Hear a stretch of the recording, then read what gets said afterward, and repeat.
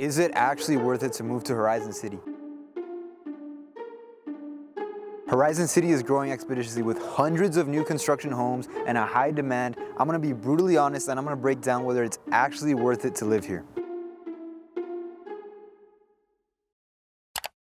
The city was first planned in the early 1960s with the first home going up in 1962. It wasn't until 1988 though when it became incorporated as a city. And over the past couple of decades is when things really started to boom. But what makes it so special? The first pro about Horizon City is the amount of new construction homes that are being built. In the past 4 years, Horizon City has added just over 700 new construction homes. This area that I'm in is the Garden Park subdivision. And as you can see, these are some of the higher end homes on this side. The advantage of having so many new construction homes is that they want your business. They want you to buy a house from them. So they're gonna offer a lot of incentives. Some of them are offering to pay off your closing costs. Some of them are offering up to $10,000, $15,000 in upgrades for your home. Or if you wanna use that money to buy down your interest rate, they're offering all sorts of things, especially in today's market, which is leaning more towards the buyer side. There's over 3,200 homes listed currently. So this does give you as a buyer an advantage and me to negotiate on your behalf. So you're getting the absolute most amount of value for your money. To accommodate for all these new constructions, all these resales, all the people coming into Horizon, areas like Eastlake Marketplace and these shops here higher up on Eastlake have been popping up left and right.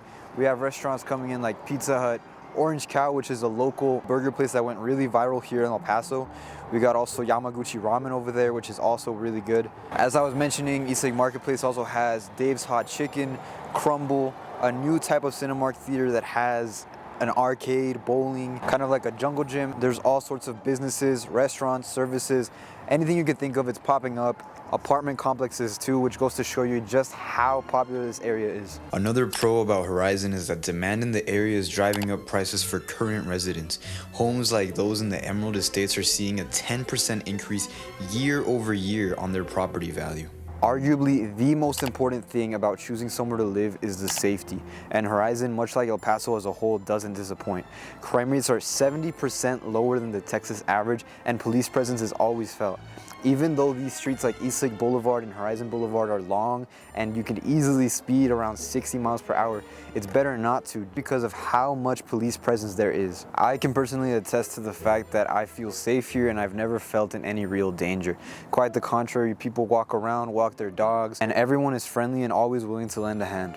The fifth and final pro are the sunsets. Horizon has that name for a reason. Since it's elevated, you get some gorgeous views of the sunset, some warm colors, some pink colors. Honestly, having traveled to Cancun, Puerto Vallarta, having lived in Houston, having seen Los Angeles, nothing quite compares to the sunsets that Horizon has.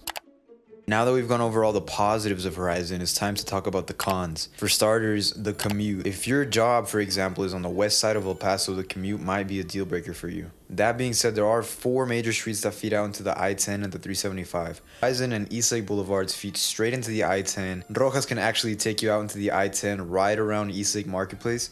And if you keep going, you'll also feed straight onto 375. And finally, Paseo del Este will take you right onto Joe Battle so you can get on the 375 as well. While we're on the topic of driving, it's also worth noting that El Paso is very car dependent. While some of these places like Eastlake Marketplace are located pretty close to some new constructions, it is accessible, you can walk, it is much more convenient to drive. Another con, depending on how important schooling is to you, if you have kids or if you're planning to have kids, there are mixed reviews with the schools in Horizon. Some of them are rated 5 stars, but there are some that are rated 8 stars, so you do have some options. Also, one of the most prominent districts in the area, SISD, Socorro ISD, has a program which actually lets your high school kids go to a different school in the district if they want to follow something like law, medicine, STEM, engineering, science, whatever it is. They have different programs in different schools that again are rated differently, so that's always an option. Now, a con from all these new constructions is that there's going to be quite a lot of sound.